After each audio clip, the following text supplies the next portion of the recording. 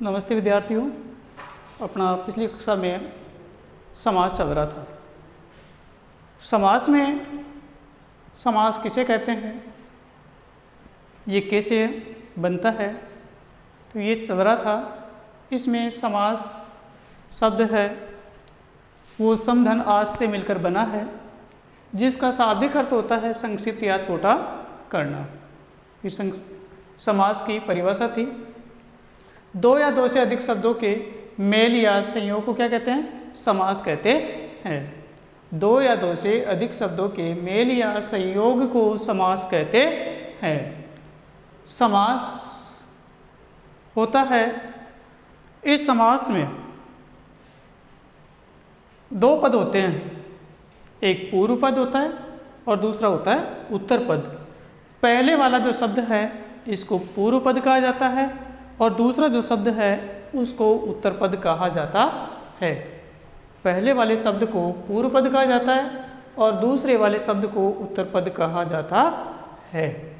जब इसका हम विग्रह करते हैं, एक होता है इसमें समास विग्रह, तो जब हम इसका विग्रह करते हैं समास का, तो इसमें जो अपने कारक चिन्ह होते हैं उस कारक चिन्हों का प्रयोग किया जाता है।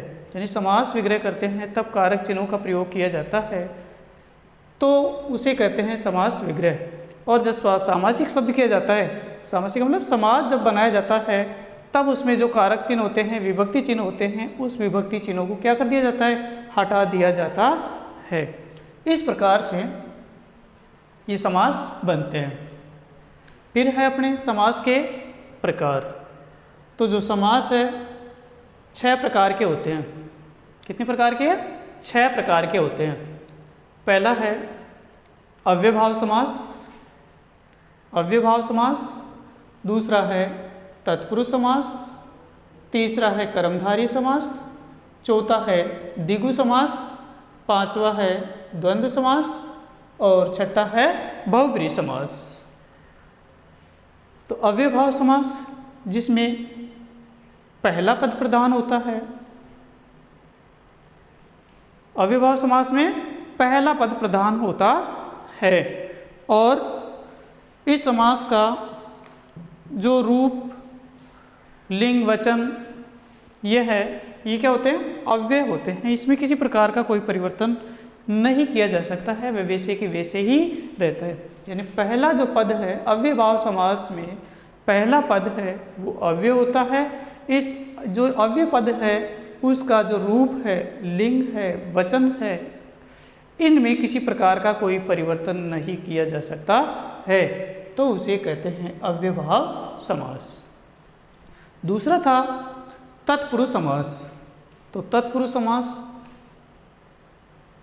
में क्या होता है कि तत्पुरुष जो समास है उसमें विशेषण, पहला पद संज्ञा और विशेषण युक्त होता है।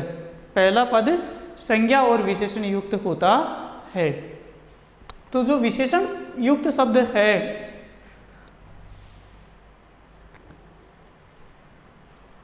तत्पुरुष समास में, जो पहला पद है वो संज्ञा और विशेषण युक्त होता है और इसमें द्वितीय पद प्रधान होता है। किसमें? तत्पुरुष समास में। तत्पुरुष समास में द्वितीय पद प्रधान होता है। अब इसमें जो तत्पुरुष समास है ये कारक के आधार पर 6 प्रकार के होते हैं। वैसे कारक कितने होते हैं? 8 प्रकार के होते हैं, लेकिन इसमें कर्ता कारक और जो संबोधन कारक है उनके विभक्ति चिन्हों का प्रयोग नहीं किया जाता है। किसका? तत्पुरुष समास के में जो कारक चिन्ह है उसका प्रयोग किया जाता है।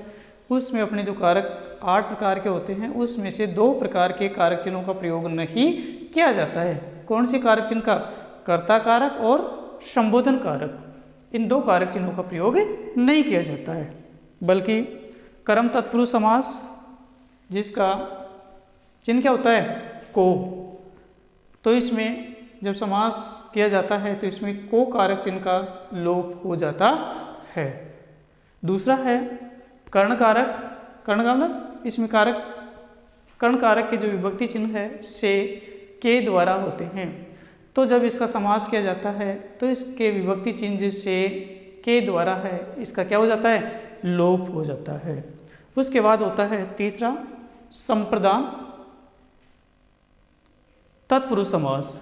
संप्रदान कारक चिन्ह तो इसका के लिए, संप्रदान के लिए जब इसका समास किया जाता है तो इसमें से लिए जो चिन्ह है उसको हटा दिया जाता है। चौथा है अपादान कारक, अपादान से अलग होना। तो अपादान जो कारक है उसका जो विभक्ति चिन्ह है से अलग होने के लिए या से, तो जब इसका समास किया जाता है तो इसमें जो से चिन्ह लगा होता है इस से चिन्ह को हटा दिया जाता है। उसके बाद संबंध तत्पुरुष, तो एक व्यक्ति या दो, एक या एक से अधिक व्यक्तियों में या वस्तुओं में जब संबंध व्यक्त किया जाता है तो वह संबंध तत्पुरुष समास होता है। संबंध तत्पुरुष के जो विभक्ति चिन्ह है वो है काके की, गागेरी, नानेरी, ये इसके चिन्ह होते हैं। जब इनका समास बनाया जाता है तो इन चिन्हों को हटा दिया जाता है। उसके बाद होता है अधिकरण। अधिकरण में पेपर, इसके कारक चिन्ह होते हैं। जब इसका समास किया जाता है तो में पेपर जो चिन्ह है उसको हटा दिया जाता है। उसके बाद लास्ट होता है अधिकरण में पेपर। तो जो अधिकरण कारक है उसमें इस विभक्ति चिन्ह को हटा दिया जाता है। अब तीसरा है अपना कर्मधारय समास। तीसरा है कर्मधारय समास। कर्मधारय समास किसे कहते हैं? तो कर्मधारय जो समास है इसमें उपमान उपमेय होता है। उपमान उपमेय होता है। उपमान का मतलब विशेषण और उपमेय का मतलब विशेष्य। कर्मधारय समास उपमान उपमेय होता है अर्थात विशेषण विशेष्य होता है। विशेष्य जिसकी विशेषता व्यक्त की जाती है, विशेषण इस विशेष्य की जो विशेषता व्यक्त की जाती है वह विशेषण कहलाता है। उपमेय भी वही है कि जो विशेष्य है जिसकी विशेषता व्यक्त की जाती है वह उपमेय कहलाता है, और जिन शब्दों या जो उसकी विशेषता को व्यक्त किया जाता है वह उपमान कहलाता है। तो कर्मधारय समास उपमान उपमेय होता है। इसमें पहला जो पद है कर्मधारय समास में पहला पद विशेषण होता है और दूसरी क्या होता है, विशेष्य होता है। पहला पद विशेषण होता है और दूसरा जो पद है वो क्या होता है, विशेष्य होता है। किसमें? कर्मधारय समास में। इस समास का द्वितीय पद प्रधान होता है। क्या होता है? द्वितीय पद प्रधान होता है। किसका? कर्मधारय समास का। दोबारा देखिए, कर्मधारय जो समास है वो उपमान उपमेय होता है। इसमें पहला पद विशेषण युक्त होता है और द्वितीय पद विशेष्य युक्त होता है। कर्मधारय जो समास है उसका द्वितीय पद प्रधान होता है। जैसे अंधकूप,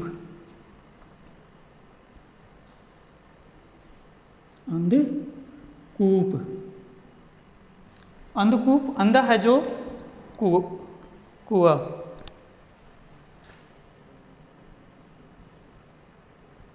अंधा है जो कुआं या कूप। नीलगाय, नीली है जो गाय। अब देखिए कूप, कुआं, कूप मानी कुआं। अब इस कुएं की विशेषता बताई जा रही है। अब जो ये कूप शब्द है ये क्या है? उपमेय और विशेषण है। क्या है? उपमेय और विशेषण है। कौन? और जो अंध है ये उपमान और विशेषण है। यानी इस अंध जो शब्द है, अंध मानी अंधा, तो इस कुएं की विशेषता को व्यक्त किया जा रहा है कि जो कुआं है अर्थात तो उसमें दिखाई नहीं दिया जाता है, दिखाई नहीं देता है, तो वह कहलाता है अंधकूप, जिसमें अंधकार होता है। दूसरा शब्द है नील गाय। तो यहाँ पर गाय शब्द है, संज्ञा शब्द है। गाय शब्द क्या है? संज्ञा शब्द है। तो इस संज्ञा शब्द की क्या की जा रही है? विशेषता बताई जा रही है। किसके द्वारा? नीले शब्द के द्वारा। तो ये जो नील शब्द है, नीला है, ये उपमान है, विशेषण है। क्या है ये? विशेषण है। और इस विशेषण से किसकी विशेषता बताई जा रही है? गाय की। तो ये हो गया विशेष्य। अब इसमें कूप और जो गाय शब्द है ये क्या है? द्वितीय पद है। तो इसमें यह भी है कि द्वितीय पद प्रधान होता है। तो सर्वे सर्वा कौन है इस शब्द में? कूप और गाय। तो द्वितीय पद प्रधान हो गया। इसी प्रकार से उदाहरण और भी है। नील कमल, नीला है जो कमल, नील कमल, नीला है जो कमल। श्वेतांबर, श्वेतांबर श्वेत है जो अंबर।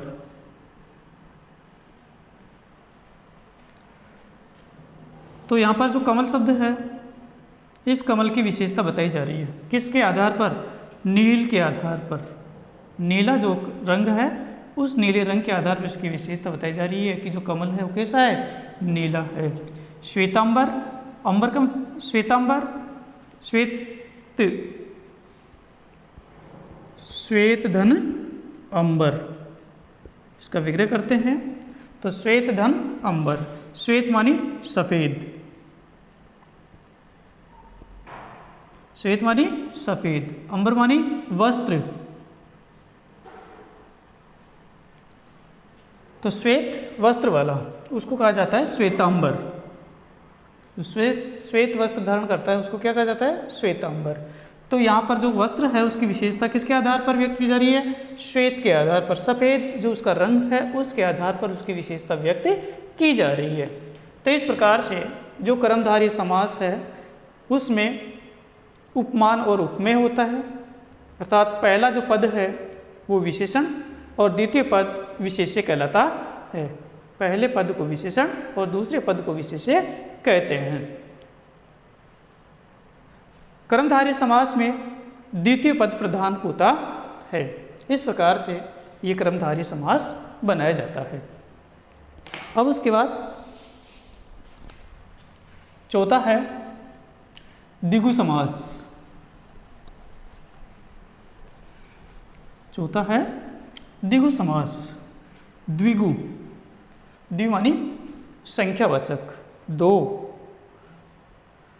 तो जिस समास समस्त पद का पहला पद क्या होता है? संख्यावाचक होता है। द्विमानी वैसे भी पता चल रहा है कि द्विमानी दो। तो यहाँ पर जो पहला पद होता है, पूर्व पद होता है, वो क्या होता है? संख्यावाचक होता है। द्विगु की समास में, इस समास में प्रथम पद संख्यावाचक या समूहवाचक होता है।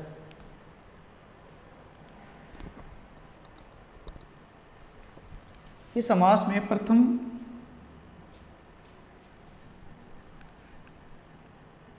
प्रथम पद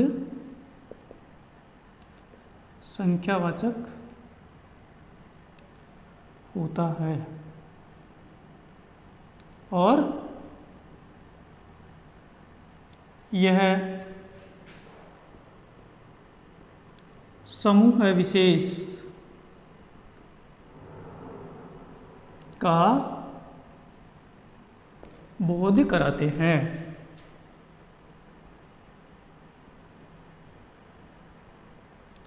यानी द्विगु समास है तो द्विगु समास का जो प्रथम पद है वो क्या होता है? संख्यावाचक होता है। इसमें पहला पद है वो संख्या को बताता है और यह जो द्विगु समास है ये किसी विशेष समूह के बारे में भी बताता है या समूह का बोध भी करवाता है। जैसे चौराहा, चौराहा तो चौ मानी चार, चार राहों का समूह है। पंचवटी, पंच मानी पांच, पांच वटों का समूह है। वट मानी वृक्ष, वट मानी वृक्ष। तो पांच वृक्षों का जो समूह होता है उसको क्या कहा जाता है? पंचवटी कहा जाता है। इसी प्रकार जैसे त्रिभुज, त्रिभुज तीन भुजाओं वाला,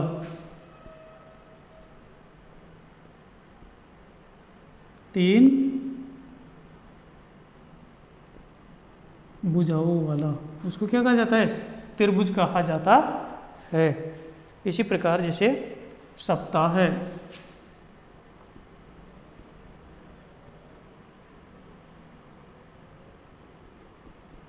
सात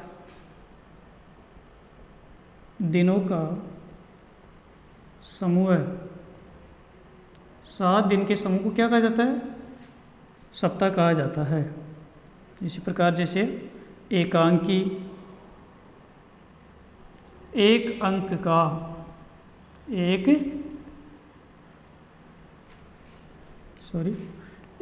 अंक का या एक अंक वाला नाटक, एक अंक का नाटक, उसको क्या कहा जाता है? एकांकी कहा जाता है। तो जैसे चौ है, पंच है, त्रय है, सप्ताह है, एकांक की एक, तो एक हो गया ना इसमें। तो ये जो पहले वाला जो शब्द है ये किसके बारे में? संख्या का बोध करवाते हैं।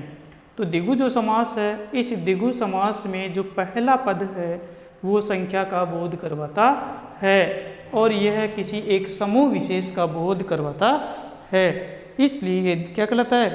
द्विगु समास कहलाता है। जैसे नवरात्र, नवरात्र तो नौ रातों का समूह है, तो ये कहलाता है नवरात्र। तो आगे समझे कि द्विगु समास क्या होता है। तो द्विगु समास में पहला जो पद है वो संख्यावाचक होता है और इसमें किसी समूह विशेष का बोध करवाया जाता है, तो वह द्विगु समास कहलाता है। पांचवा है द्वंद्व समास। द्वंद्व का मतलब दो, दोनों। तो द्वंद्व समास में दोनों पद प्रधान होते हैं। द्वंद्व समास में दोनों पद प्रधान होते हैं। देखिए इस समास में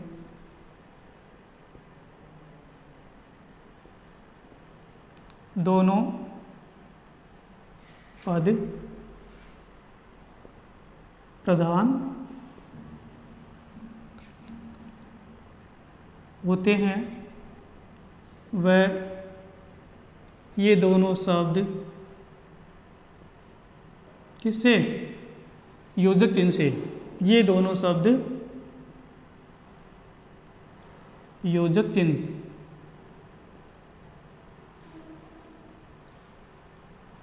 से जुड़े होते हैं।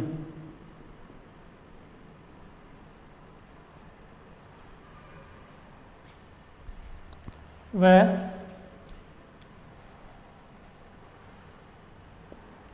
जब इनका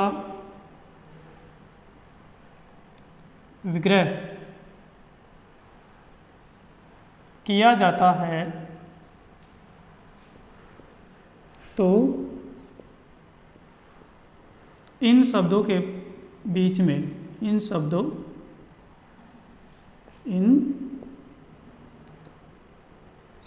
के बीच में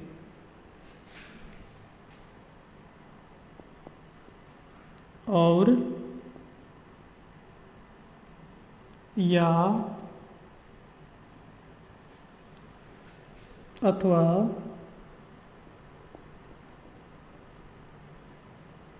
एवं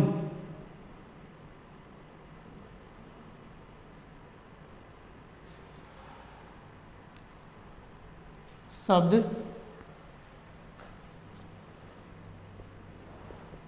लगाते हैं। देखिए, द्वंद्व समास किसे कहते हैं? द्वंद्व समास में दोनों पद प्रधान होते हैं। ये दोनों ही शब्द है, ये योजक चिन्ह से जुड़े होते हैं। किससे? योजक चिन्ह से जुड़े होते हैं। और जब इस द्वंद्व समास का विग्रह किया जाता है तो इन दोनों शब्दों के बीच में और या अथवा एवं शब्द लगाते हैं। कब? जब इस द्वंद्व समास का विग्रह किया जाता है। जैसे अन्न जल, अन्न जल, तो इसका विग्रह करेंगे अन्न और जल। दाल, रोटी, दाल और रोटी, माता पिता,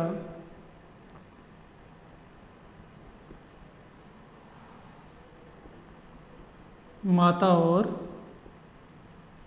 पिता, भाई बहन, भाई और बहन।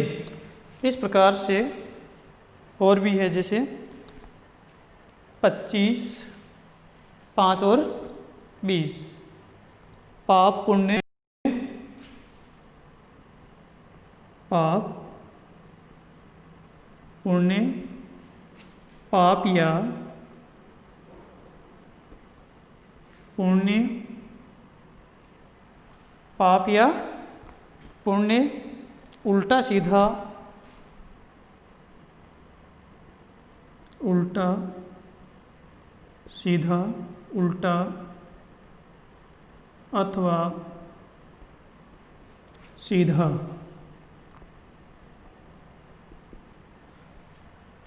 उल्टा अथवा सीधा।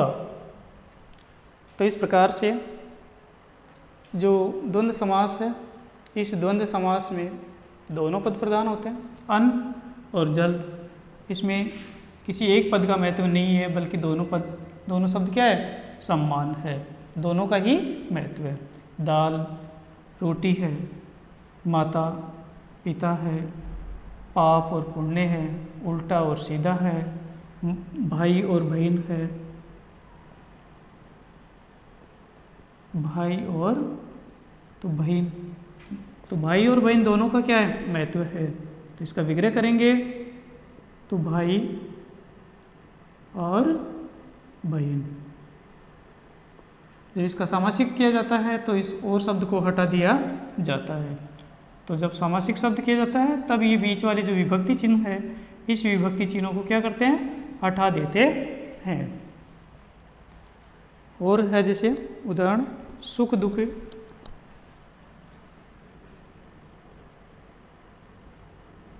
सुखी दुखी, तो सुख और दुख।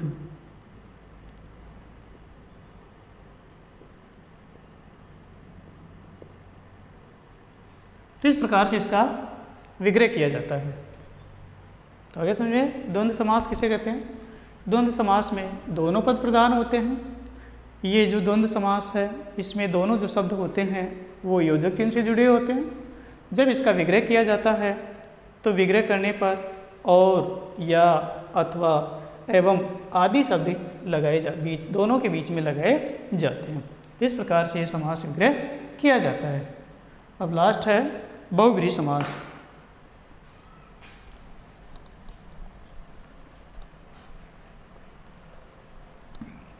आ रहा है समझ में।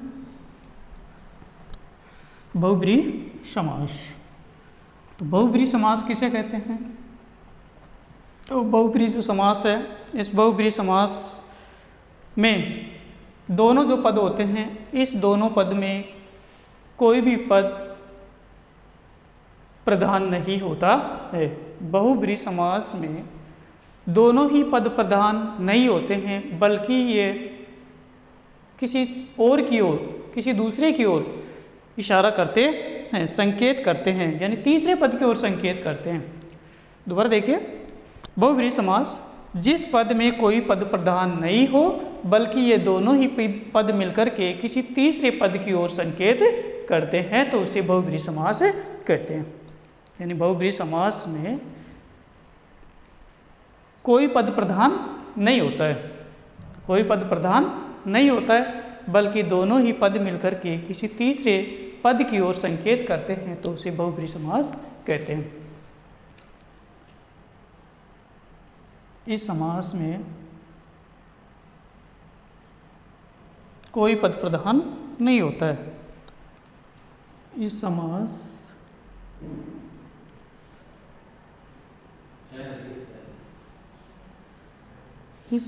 में कोई पद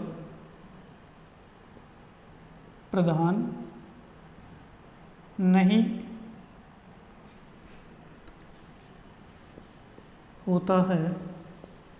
इस पद में कोई पद प्रधान नहीं होता है, बल्कि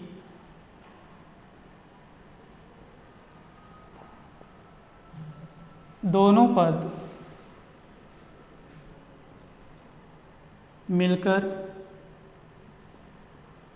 किसी तीसरे पद की ओर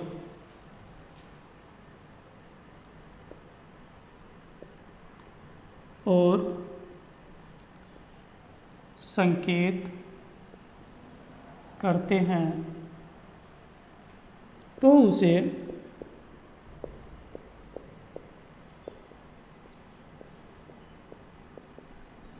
बहुब्रीहि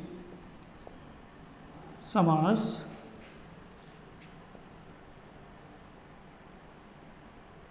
कहते हैं।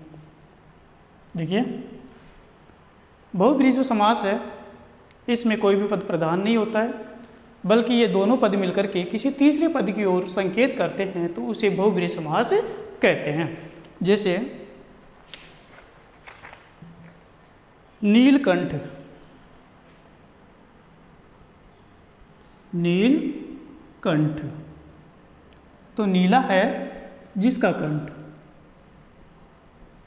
नीला है जिसका कंठ। किसके नीलकंठ? शिव।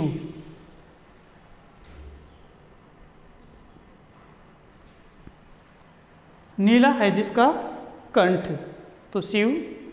इसी प्रकार चतुरानन, चतुरानन, तो आनन मानी मुख, चतुर मानी चार, तो चार है आनंद जिसके चार है आनंद जिसके चार मुख किसके हैं? ब्रह्मा। तो चार है आनंद जिसके, आनंद मानी होता है मुख। इसी प्रकार दशानन, दशानन 10 है, आनंद जिसके 10 मुख किसके हैं? रावण के।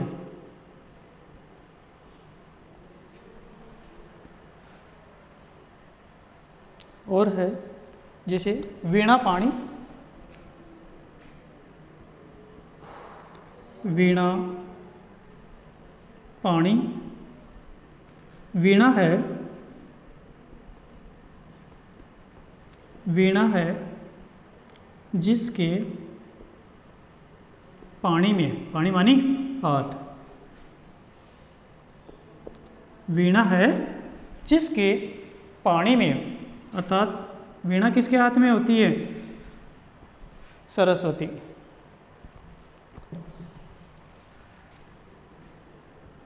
सरस्वती। और भी है जैसे निशाचर, निशाचर, निशा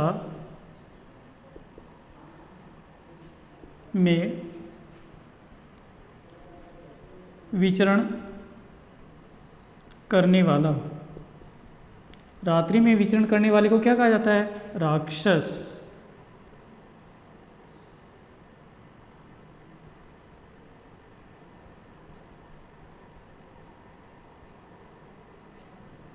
तो राक्षस, निशाचर, रात्रि में विचरण करने वाले को क्या कहा जाता है? राक्षस। तो देखिए दोबारा से, बहुब्रीहि समास, इस समास में कोई पद प्रधान नहीं होता है, बल्कि दोनों पद मिलकर के किसी तीसरे पद की ओर संकेत करते हैं, तो उसे बहुब्रीहि समास कहते हैं। बहुब्रीहि समास में क्या था कि दोनों पद मिलकर के किसी तीसरे पद की ओर संकेत करते हैं।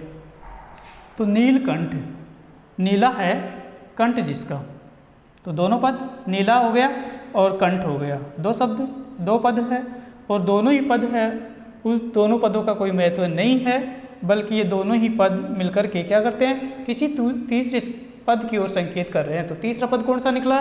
शिव। इसी प्रकार से चतुरानन, चतुर है, चतुर का मतलब चार, चार है आनंद जिसके, तो जो चार शब्द है और आनंद शब्द है, ये दोनों मिलकर के किसकी ओर संकेत कर रहे हैं? ब्रह्मा की ओर संकेत कर रहे हैं। दशानन 10 है, आनंद जिसके, तो 10 और जो आनंद है ये दोनों मिलकर के किसकी ओर संकेत कर रहे हैं? रावण पद की ओर संकेत कर रहे हैं। इसी प्रकार वीणा है जिसके पाणी में, तो वीणा एक वाद्य यंत्र होता है, और पाणी मानी हाथ, तो जिसके हाथ में वीणा है वो कौन होती है? सरस्वती माँ। तो सरस्वती माँ के हाथों में क्या होती है? वीणा होती है। तो किसकी ओर संकेत कर रही है? दोनों मिलकर के सरस्वती की ओर संकेत कर रहे हैं। निशाचर, निशा मानी रात्रि होती है, और विचरण का मतलब होता है घूमना, तो रात्रि में विचरण करने वाले या रात्रि में घूमने वाले को क्या कहा जाता है? राक्षस कहा जाता है। तो ये दोनों पद मिलकर के तीसरे पद की ओर संकेत कर रहे हैं, तो ये कहलाते हैं बहुब्रीहि समास। तो बहुब्रीहि समास में कोई पद प्रधान नहीं होता है, बल्कि दोनों पद मिलकर के किसी तीसरे पद की ओर संकेत करते हैं, तो ये बहुब्रीहि समास कहलाते हैं। तो इस प्रकार से जो समास है वो 6 प्रकार के होते हैं। अब इसमें यह दो और है कि जो तत्पुरुष समास है उन्हीं के 2 भेद और माने जाते हैं। तत्पुरुष समास के 2 भेद और माने जाते हैं।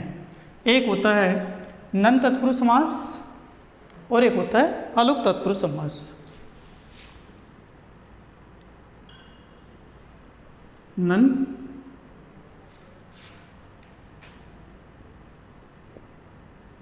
तत्पुरुष समास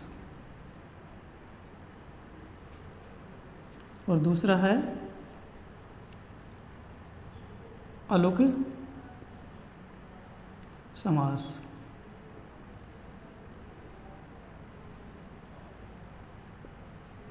नन तत्पुरुष समास और अलुक तत्पुरुष समास।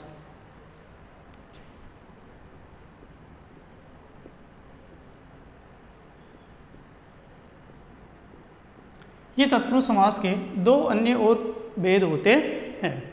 तो नन माने नहीं, यानी नकारात्मक शब्द के लिए इसका प्रयोग किया जाता है। नन तत्पुरुष जो समास है, इस नन तत्पुरुष समास का नकारात्मक के लिए प्रयोग किया जाता है। यानी जब शब्द है वो नकारात्मक होता है या निषेध के अर्थ में किस शब्द का प्रयोग किया जाता है? न का। यानी जब किसमें नन तत्पुरुष जो समास है उसमें न शब्द के अर्थ में किसका? ए और अन शब्द का प्रयोग किया जाता है। किसमें? नन तत्पुरुष समास में। तो जहाँ निषेध के अर्थ में न के स्थान पर शब्द के आरंभ में ए अथवा अन का प्रयोग होता है, यानी नन तत्पुरुष जो समास है उसमें जब निषेध शब्द लिखा जाता है, यानी कोई भी नकारात्मक शब्द लिखा जाता है, तो उस नकारात्मक शब्द के लिखने पर उस शब्द के प्रारंभ में ए और अन लिखा जाता है। यानी दोनों में से कोई सा एक शब्द लिखा जाता है। किसके अनुसार? शब्द के अनुसार। कब? जब शब्द क्या हो? नकारात्मक हो। अब जैसे न भाव, न भाव, तो इस शब्द को ऐसे नहीं लिखेंगे कि न भाव, न मानी नहीं, भाव का मतलब भाव, तो न भाव, तो इसको कैसे लिखेंगे? अभाव। ए शब्द लगाएंगे इसके पहले, अभाव। इसी प्रकार से जैसे न न्याय, तो इस शब्द के पहले अन्याय, क्या लगाएंगे? ए शब्द लगाएंगे, और ए शब्द लगा करके ही इसका अन्याय शब्द बनाया जाएगा। न आचार, न आचार, तो न आचार इसको क्या लिखेंगे? अनाचार, अनाचार। इस प्रकार से आचार शब्द में न होता है तो उसको अनाचार लिखा जाएगा। न उत्तीर्ण,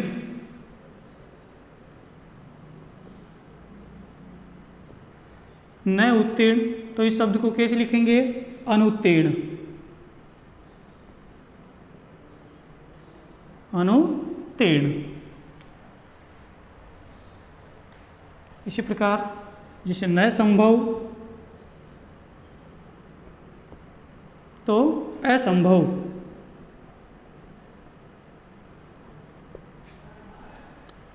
दोबारा देखिए, नन तत्पुरुष जो समास है उस नन तत्पुरुष में जब नकारात्मक शब्द को लिखा जाता है तो उस नए शब्द के स्थान पर वाक्य के प्रारंभ में शब्द के प्रारंभ में ए अथवा अन लगा दिया जाता है। कब? जब शब्द नकारात्मक हो। जैसे न अभाव, न भाव, तो भाव शब्द है, जब इसको नकारात्मक बनाया जा रहा है किससे? न से, तो इस शब्द को बनाएंगे अभाव। इसी प्रकार जैसे न्याय शब्द है, इसको नकारात्मक बनाने के लिए इसमें आगे न शब्द लगाए तो ये ठीक इसका अर्थ नहीं होगा, इसलिए इस शब्द के आरंभ में ए उपसर्ग या ए शब्द को लगा करके अन्याय शब्द बनाया जाएगा। इसी प्रकार से जैसे आचार शब्द है, इस आचार को नकारात्मक बनाने के लिए न शब्द के स्थान पर अन शब्द लगाएंगे और इसको अनाचार शब्द बनाएंगे। इसी प्रकार से जैसे उत्तीर्ण शब्द है, तो इसको नकारात्मक बनाने के लिए न उत्तीर्ण न लिख करके इसको लिखेंगे अनुत्तीर्ण लिखेंगे। इसी प्रकार से संभव जो शब्द है, इस संभव शब्द को नकारात्मक बनाने के लिए न शब्द के स्थान पर ए शब्द लिख करके इसको असंभव शब्द बनाएंगे। इस प्रकार से जो नन तत्पुरुष समास है वो नकारात्मक शब्द के लिए प्रयोग किया जाता है और इस नकारात्मक न शब्द के स्थान पर ए या अन लिखा जाता है। अब उसके बाद दूसरा है अलुक तत्पुरुष समास। अलुक जो तत्पुरुष समास है, इस अलुक तत्पुरुष समास की जो पहली विभक्ति है यानी पूर्व पद की विभक्ति का लोप नहीं होता है। अलुक तत्पुरुष समास में, इस समास में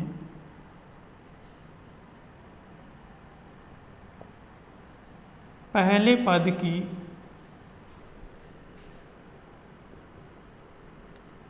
विभक्ति का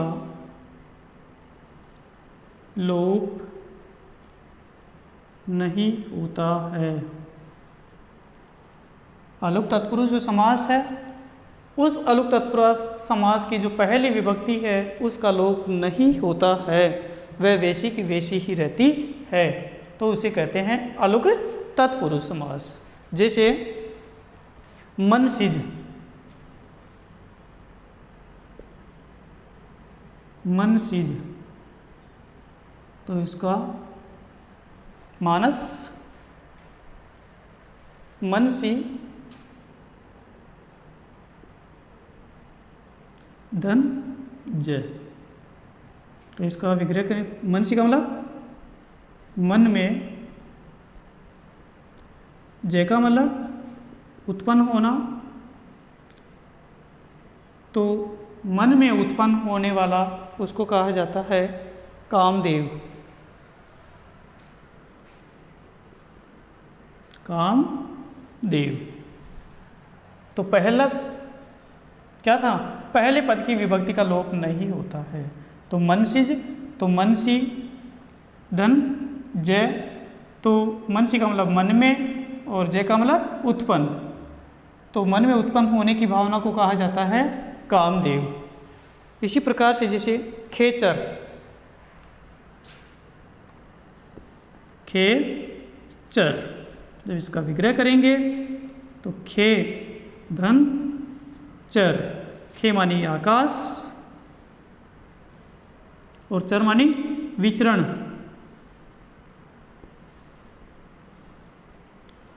तो आकाश में विचरण करने वाले को क्या कहा जाता है, पक्षी।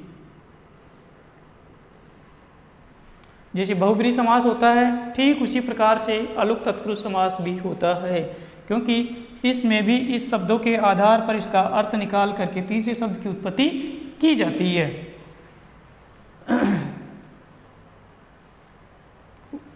वाचस्पति,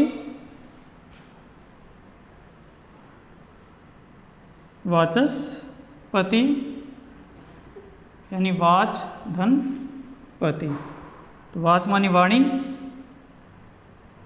और पति मानी स्वामी, तो वाणी का जो स्वामी होता है उसको क्या कहा जाता है, विद्वान कहा जाता है। वाणी के धनी को क्या कहा जाता है, विद्वान कहा जाता है। तो इस प्रकार से जो अलुक तत्पुरुष समास है, इस अलुक तत्पुरुष समास में पहले पद की विभक्ति का लोप नहीं होता है, और जब इसका विग्रह करते हैं तो ये वैसे के वैसे ही ये परिवर्तित होकर के एक नए अर्थ की ओर संकेत करती है।